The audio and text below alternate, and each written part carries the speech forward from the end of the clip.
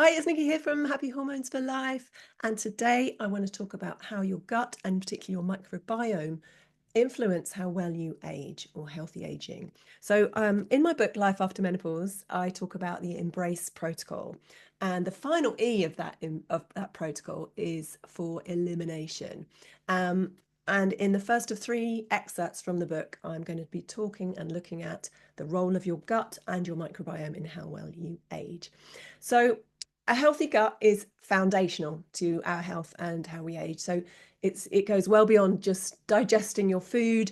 It's a complex ecosystem. Essentially acts as a second brain, like a control center. It regulates inflammation, your immune system, your how you absorb your food and nutrients, your hormone production, and even your mental health. It's a long tube, your gut. It starts at your mouth and ends at your anus, and it works tirelessly every single day to break down the food you eat, absorb the essential nutrients that you need, and expel waste. Think of it as like a bustling city with millions of inhabitants, and that's your microbiome. These little helpers, they form a diverse community of microorganisms, bacteria, viruses, fungi, and other microbes. And they play a vital role in everything from digestion to immunity, your weight and metabolism, and how influence your mood and how your brain works. The National Institutes of Health state that within your gut microbiome, there are something like 8 million genes at play. So, to put that in perspective, this means your body hosts 360 times more bacterial genes than it does human genes. So, it's just mind blowing. So, just as a well run city relies on its community and its services, a healthy body relies on a well balanced gut with a strong lining. When the balance is off, it can trigger a chain of health issues, from digestive issues initially, and that can lead to hormonal imbalances, immune dysfunction, and eventually affecting your overall well-being and also your risk of getting more chronic health issues.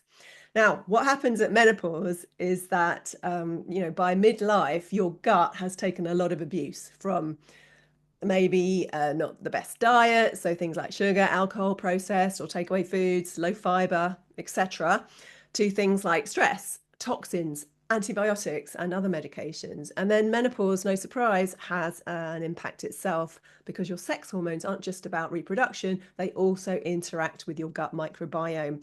And that means that they influence how food is broken down, how nutrients are absorbed, and even how fat is stored. So we're going to get an impact from just our hormones changing. Equally, there's a whole collection of microbes that influence how estrogen is metabolized and used by the body. It's called the estrobolome. I don't even know if I've pronounced that correctly, but it's a thing. It just means that at lower levels of sex hormones post-menopause can upset the delicate balance of your microbiome, and that can increase risk of having issues as well. So you've also got the gut-brain axis, the super communication highway, means that changes in gut health can have a knock-on effect on your mental well-being and your cognitive function. Because also your gut helps produce neurotransmitters like serotonin, which obviously impact your mood. So it's all connected. Your hormones, your gut health, your immune system, and even your mental health. They're all part of this intricate web and ecosystem. And it's really crucial that we're aware of that and we manage that during and beyond menopause. So what does a microbiome actually do for us when it's working well? Well, it helps us absorb our nutrients and digest them. So obviously we need that to help the whole body function. It supports our immune system, really interacting with immune cells, helping them protect us against harmful pathogens. It is involved in the synthesis of vitamins. So certain vitamins, notably like K2 and some B vitamins, essential for various bodily functions. Gut barrier integrity, so the microbiome, your gut microbes really help to maintain that gut lining, and that acts as a barrier against harmful substances and pathogens, and preventing conditions like leaky gut, which can lead to inflammation and autoimmune conditions and other stuff. It also, gut bacteria help us regulate our metabolism, and that helps to regulate our body weight, our fat storage, percent distribution, and also protect against things like metabolic disorders like obesity and type 2 diabetes. gut bacteria, like I said, produce neurotransmitters, notably things like serotonin, and that can help us obviously protect against things like depression and anxiety if we've got enough of that. You know, something like 90% of serotonin is actually produced in the gut. So it's incredibly important that we look after our gut. And of course, a healthy gut microbiome also it protects us against too much inflammation or inflammaging, which is what happens when we get older. So diversity seems to be the key differential here. So microbiome diversity. So recent research found out that older adults with a more unique pattern of changes in their gut microbiome were actually found to be healthier and have longer lifespans compared with those that have less diversity.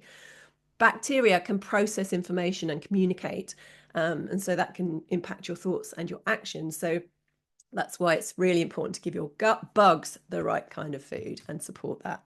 So how do we support your microbiome? So first of all, we want to mix it up. So increasing the variety of foods is a way to increase that diversity of your microbiome, which we've seen helps with everything. So that means a wide range of fruits, vegetables, legumes, nuts, seeds, and whole grains in your diet. Every different type of plant and every different color and variety contain different phytonutrients that benefit all sorts of different gut bacteria. So we want to try and feed as many as we can and really encourage that diversity. So herbs and spices as well count. So just mix it up as much as possible. Add more fiber is the next step. So fiber, all-round superhero for your microbiome. It acts as a prebiotic, so it feeds your good bacteria, fermenting the fiber, producing short-chain fatty acids like butyrate, vital for gut barrier, that lining integration, integrity, and also anti-inflammatory, so it's going to fight that inflammation as we get older. Prebiotics, these are foods that feed your gut-loving bacteria, particularly the bifidobacteria and the lactobacilli. By feeding them, you're going to help them thrive and multiply and get more balanced in terms of good and bad bacteria. So prebiotic-rich foods include things like garlic, onions, leeks, asparagus, particularly resistant starch that's in green bananas and cold cooked potatoes. So if you've got your roasties left over from your roast dinner and you want to save those and fry them up in some olive oil the next day, or make a potato salad or something like that.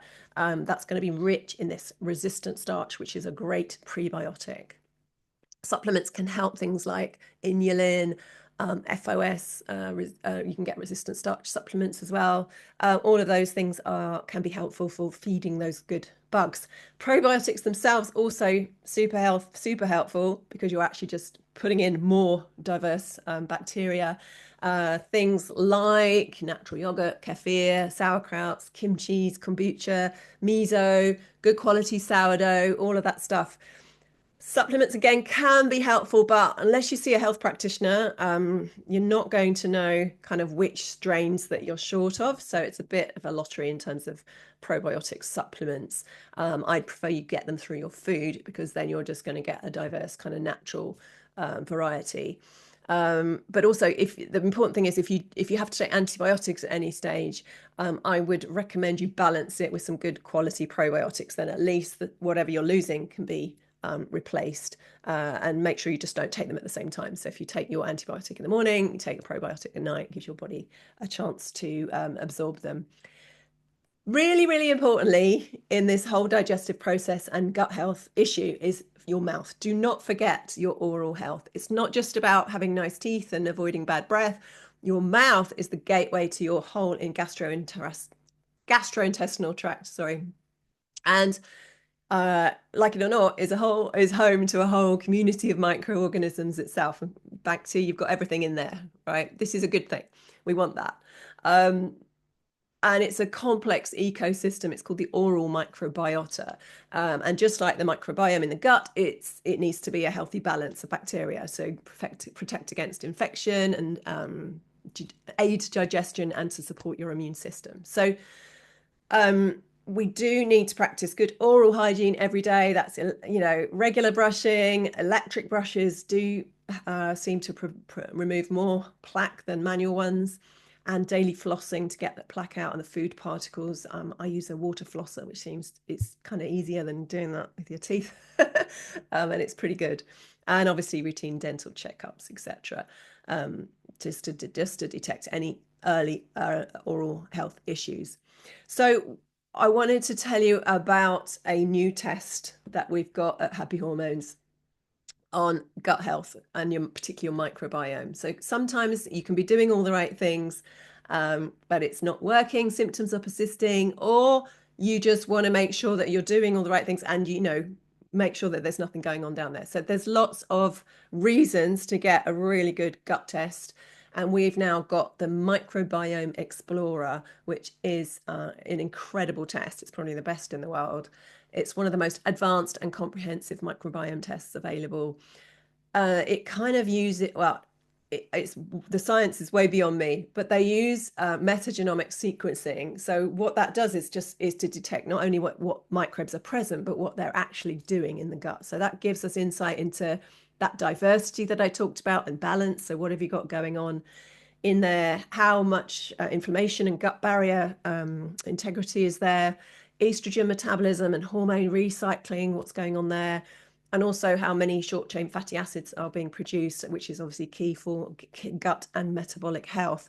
So it's a really good option for anyone with unresolved gut symptoms, a history of digestive issues. Maybe you've had IBS forever and it's not going away, or for postmenopausal women who want to optimize gut health as a part of your healthy aging toolkit rather than just guessing with various supplements. So we use it along with the whole clinical picture, because it allows for us to be way more targeted and give much more personalized support. So do contact us if you want more information on that.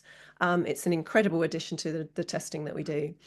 So this was an excerpt from my book, Life After Menopause, on the E section of the Embrace Protocol. If you haven't got your copy yet, the link is below. And I'll see you next time. We're going to be talking about the liver. Take care.